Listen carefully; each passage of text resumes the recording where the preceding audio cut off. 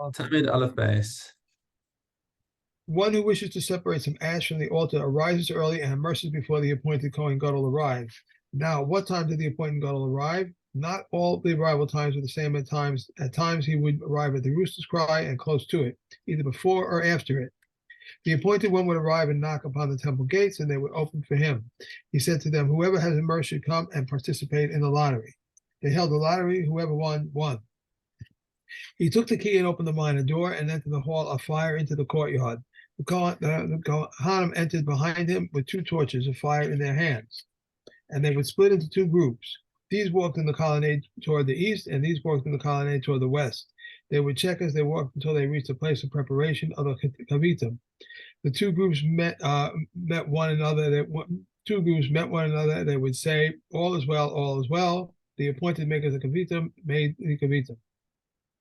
The chosen one, the one chosen to remove ash from the altar would go to remove the ash, and they would say to him, "Be careful not to touch the utensil until you sanctify your hands and feet from the laver." And behold, the shovel is in place in the corner between the ramp and the altar, west of the ramp. No person entered with him, and there was no lamp in his hand. Rather, he walked by the fire. He walked by the light of the fire. And the Kohanim neither saw him nor heard the sound of his footsteps until they heard the sound of the wood that the Ben Katan fashioned into a wheel for the laver, and they would say, "The time has come." He sanctified his hands and feet from the laver and took the silver shovel and ascended to the top of the altar.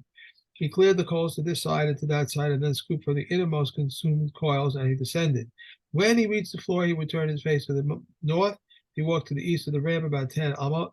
He piled the coals upon the floor at a distance of 3 tefachim from the ramp, the place where they would deposit the crop of the bird, ola, and the ash of the inner altar and of the menorah. Okay.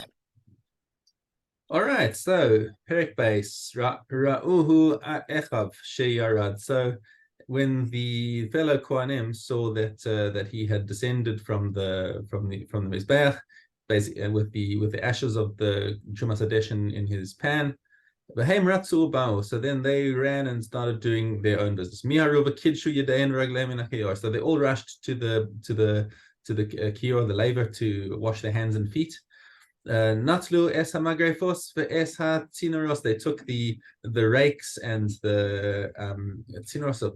We know this is pipes, but they're more like forks. The tzinoros are basically the shovels. Okay, they're called they're called mazlegos in Kahati. Basically, so they can stab the pieces of meat that are on the fire that they can and pick them up. Okay, but alul rosh mizbeach. So they go up to the top of the Mizbeach, where of course, the top of the Mizbeach is pretty darn big. And I mean, we saw that there was like a machlokes of 1 or 2 amas in, say, the fire itself would have been about 20 something amas. So like let's talk about somewhere in the scale of 10 to 15 meters square. It was a fire when you say 20 amas.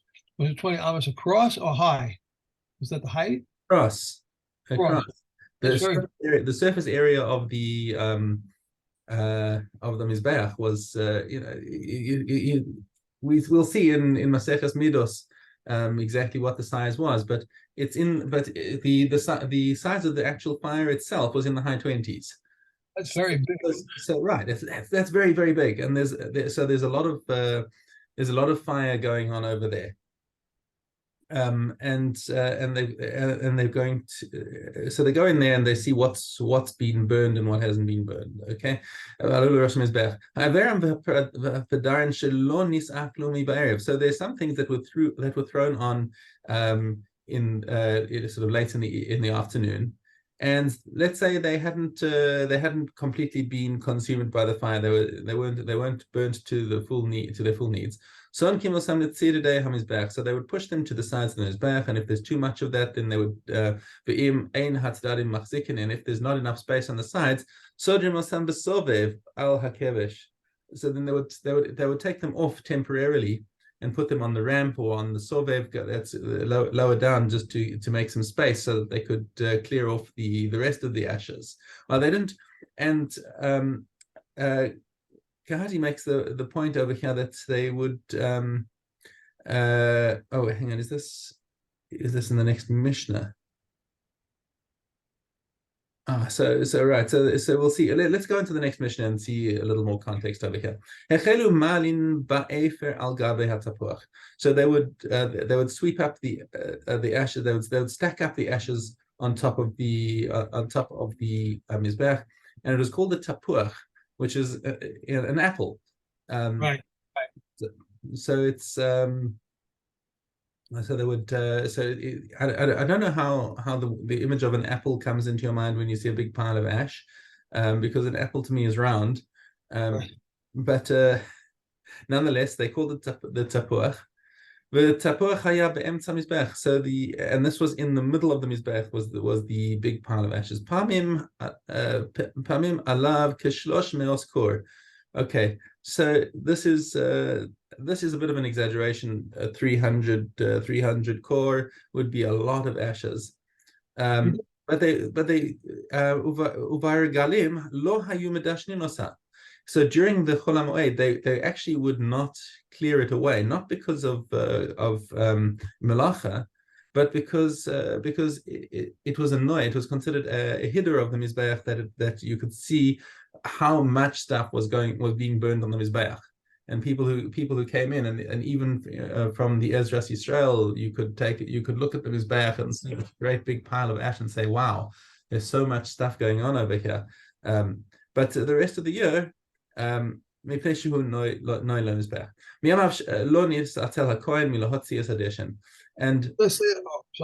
over here that a core. No, he says the mound was a large pile of ashes located in the middle of the altar. Altar top with 3 pliers below. 5 were on the sides. It's called a batuach because it heaped up in the shape of an apple. It was round. That's why they say that's why they called it batuach. According to Rush, it was the mound's height which earned it the name batuach, the term associated with anything gathered together and tall. Mm-hmm. And he says at times there was something like 300 core of ashes on top of it. It was so large. Right. Okay. So that I think that 300 core is considered a guzma, an exaggeration, but for effect. And there's a bit of a machlokes among the Rishonim as to whether they would sort of part clean it or not, or dafka leave it, leave some of it behind. I think Rambam said that they would still clean it out, even saying not on Chol HaMoed. And the Mishnah is saying, so even though there was no specific mitzvah of cleaning up the rest of the ashes from the mizbech, there was the Trumas addition, which the first Kohen had done, and that was a mitzvah. But the rest of the cleanup was basically just housekeeping. And nonetheless, despite the fact that there was no specific mitzvah to do it, the Kohanim were nonetheless very diligent about taking out the ashes. They would be taken out to the place called Shefech Hadeshin, which is outside of the base of Mikdash, and that was basically the dumping ground of those ashes. You said that the commentary says the Gemara in 29a explains that the 300 core figure is an exaggeration, for the Kohanim would never allow the mound to grow so large. There's a comment by Rav also somewhere in here, but anyway, so they wouldn't let it get that big. Yeah. Okay. So Tachlis, there was a lot of ash on the Mizbeach. They would have to do some housekeeping to clear it out.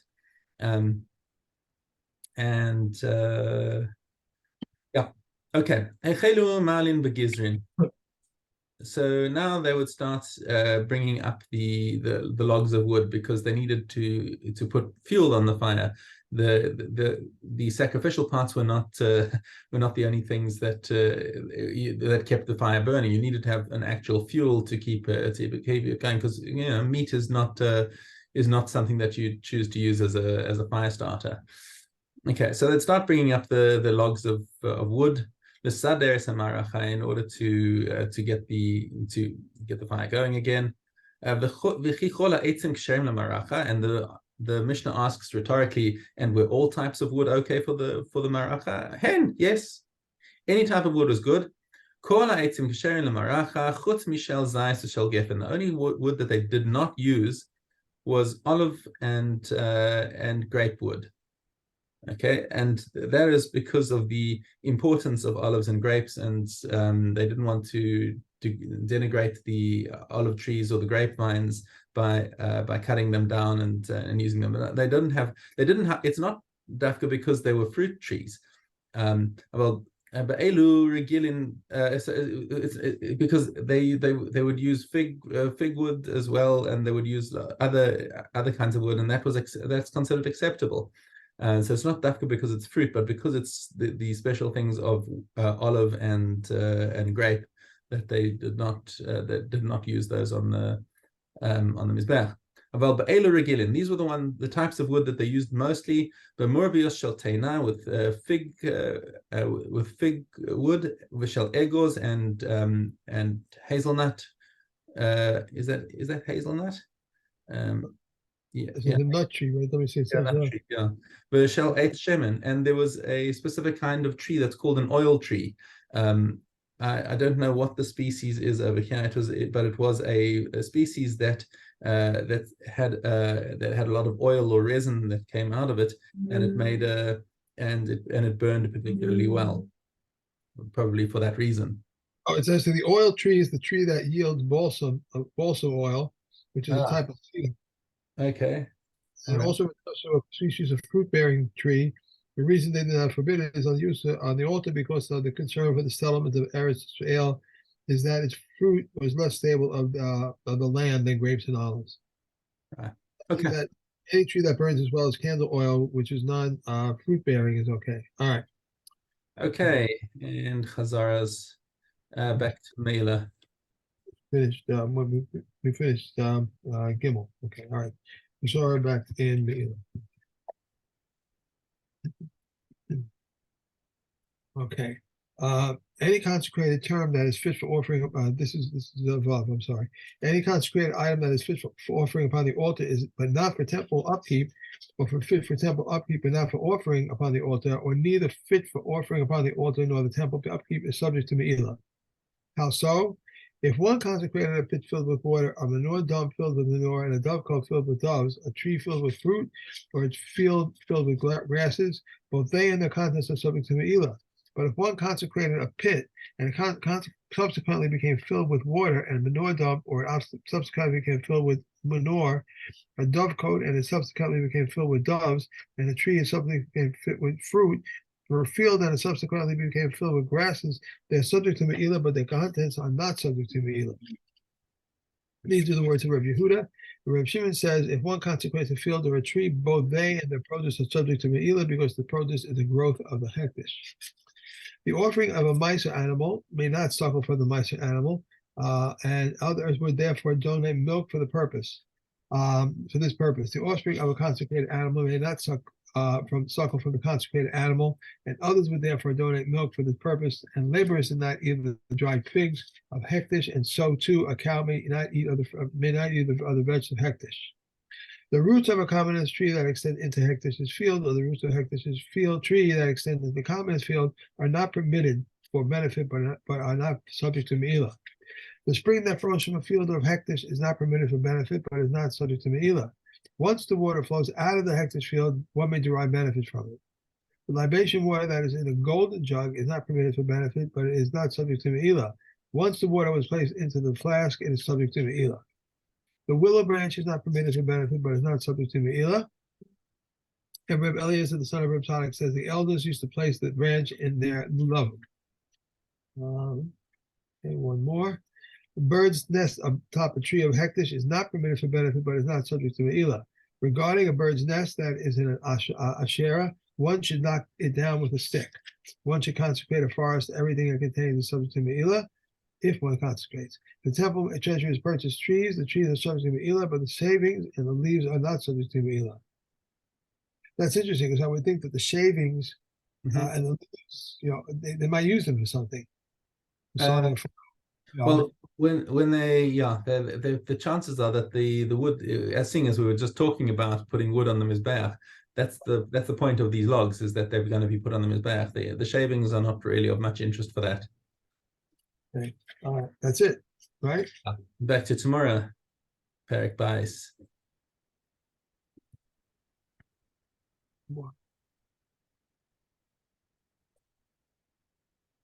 Okay, base off.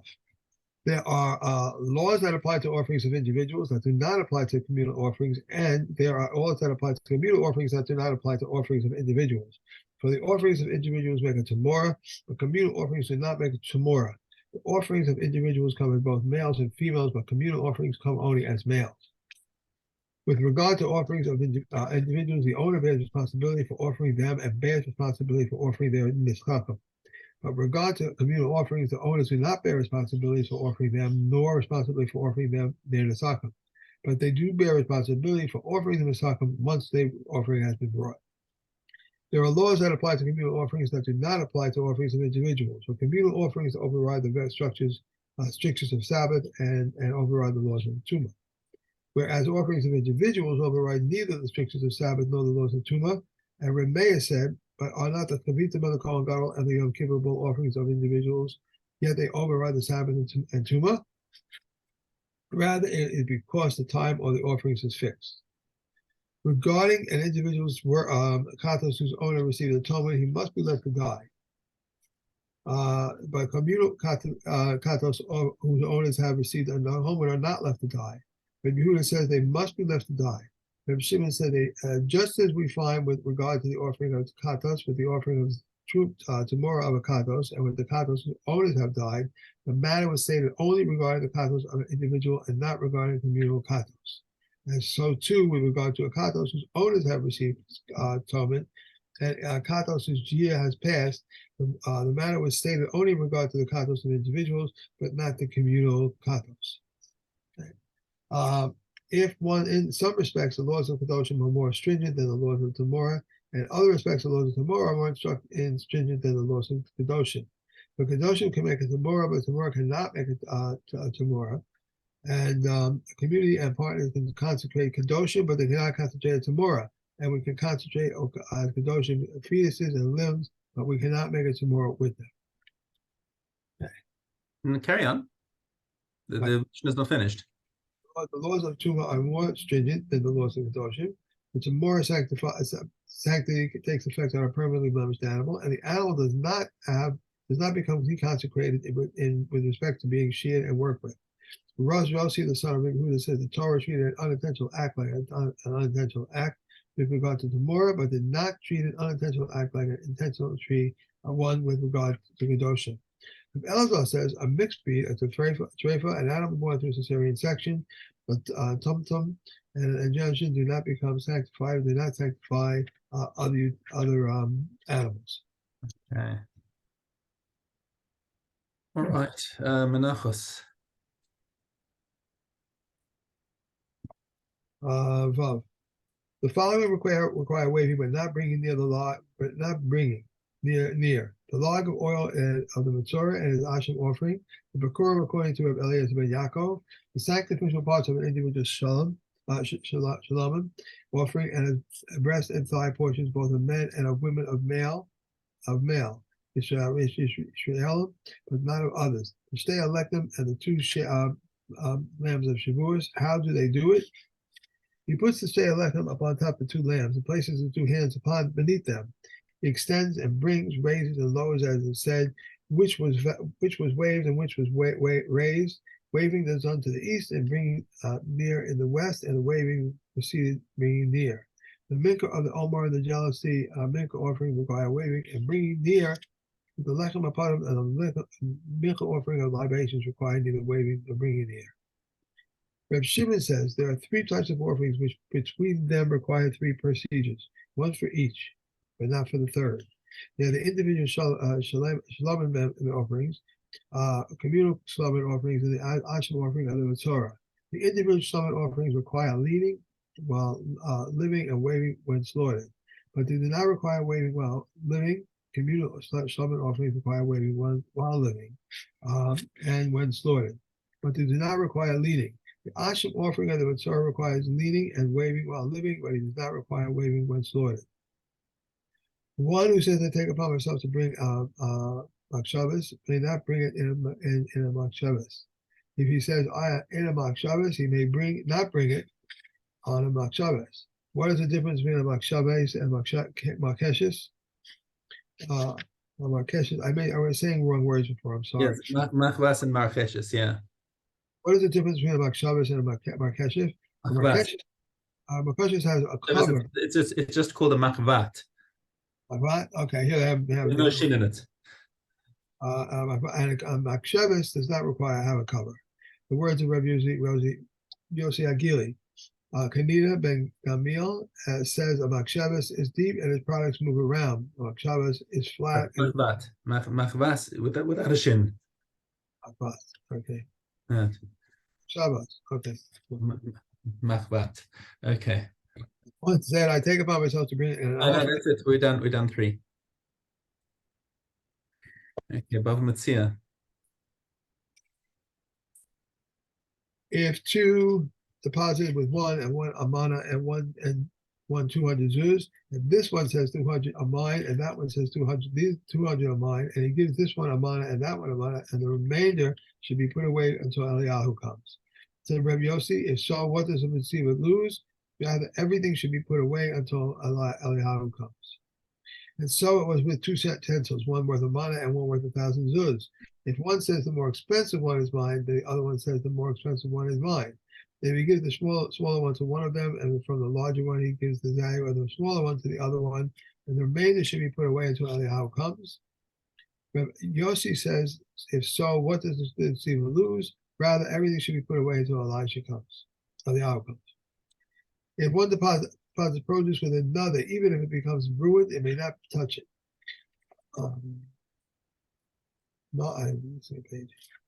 Rab Shimon ben Gamil says he should sell it in the presence of a court because he is that one who returns a lost item to the owner.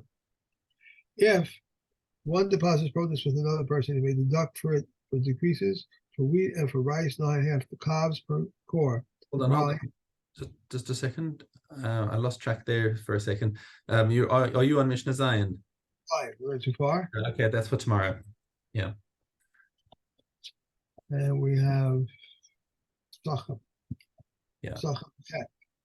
The citizens of Yukon did 6 things, for 3 have been reproved, them, and 3 have not reproved them. And these are the things in which they have not been reproved. The graft palms all day on the 14th of Nisan. They wrap the Shema and they reap and stack prior to the Omer, but they have not reproved them. And these are the things for which they have reproved them. They permit the branches which receive sacred property for personal use. They eat the fallen fruit from beneath the fruit tree on Shabbos, and they give payah for vegetables, and the sages have approved them. There's the thing where they eat the fruit from the tree that falls, but you're not supposed to do that.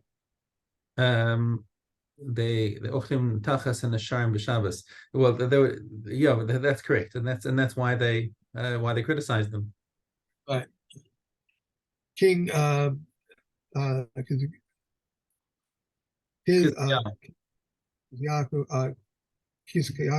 did 6 things. Concerning 3, they agreed with him, and concerning 3, they did not agree with him. He dragged the bones of the ashes of his father on a bier of ropes, and they agreed with him. He crushed the brazen serpent, and they agreed with him. He hid the book of remedies, and they all agreed with him. Concerning 3, they did not agree with him. He cut the door to the temple and sent them to the king of Assyria.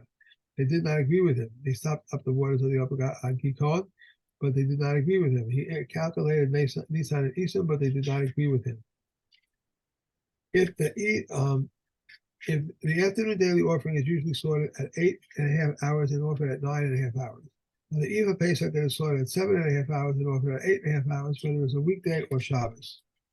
If the eve of Pesach fell on Sabbath, he is slaughtered at 6.5 hours and offered at 7.5 hours. The Pesach sacrifice is offered after it. Okay. That was it. That was it. And Nida.